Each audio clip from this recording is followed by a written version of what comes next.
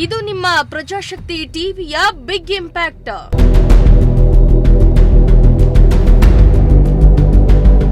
ಸುದ್ದಿ ಮಾಡಿದ್ದೇ ತಡ, ಸ್ವಚ್ಛತೆಗೆ ಮುಂದಾದ ನಗರಸಭೆ.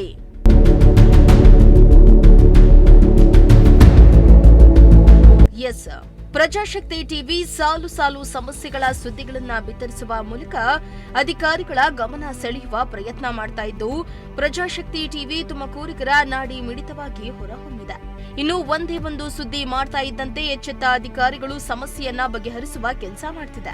ಇದೀಗ ಶಿರಾ ನಗರದ ವಾರ್ಡ್ ನಂಬರ್ 30ರಲ್ಲಿ ಚರಂಡಿಗಳು ಕೊಳೆತು ನಾರ್ತಾ ಇದ್ದು, ಎಲ್ಲಂದ್ರಲ್ಲಿ ರಾಶಿ ರಾಶಿ ಕಸ ಬಿದ್ದು ಗಬ್ಬೆದ್ದು ನಾರ್ತಾ ಇತ್ತು. ಈ ಬಗ್ಗೆ ನಿಮ್ಮ ಪ್ರಜಾಶಕ್ತಿ ಟಿವಿ ಶಿರಾ ಶಾಸಕರೇ ಈ ಸುದ್ದಿಯನ್ನ ನೋಡಿ ಗಬ್ಬೆದ್ದು ನಾರ್ತಾ ಇದೆ 30ನೇ ವಾರ್ಡ್ ಎಂಬ ಶ್ರೀಶ್ರೀಕಿ ಅಡಿಯಲ್ಲಿ ಸುದ್ದಿಯನ್ನ ಬಿತ್ತರಿಸಿತ್ತು. ಇದೀಗ ಎಚ್ಚೆತ್ತುಕೊಂಡ ನಗರಸಭೆ ಆಡಳಿತ ಸ್ವಚ್ಛತೆಗೆ ಮುಂದಾಗಿದ್ದು, ಪ್ರಜಾಶಕ್ತಿ ಟಿವಿ ತನ್ನ ತಾಕತ್ತನ್ನ ತೋರಿಸಿದೆ.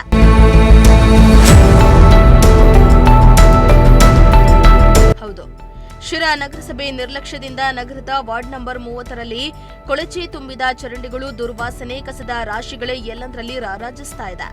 ನಗರದ ಅಭಿವೃದ್ಧಿಗೆ ಸರ್ಕಾರ ಕೋಟ್ಯಾಂತರ ರೂಪಾಯಿ ಅನುದಾನ ಬಿಡುಗಡೆ ಮಾಡಿದ್ರೂ 30ನೇ ವಾರ್ಡ್ನಲ್ಲಿ ನಿರ್ಮಿಸಿದ ಚರಂಡಿಗಳಲ್ಲಿ ಕಸ ತುಂಬಿಕೊಂಡು ಕೊಳಚೆ ನೀರು ಹರಿದು ಹೋಗದಂತಹ ಸ್ಥಿತಿ ನಿರ್ಮಾಣ ಆಗಿತ್ತು.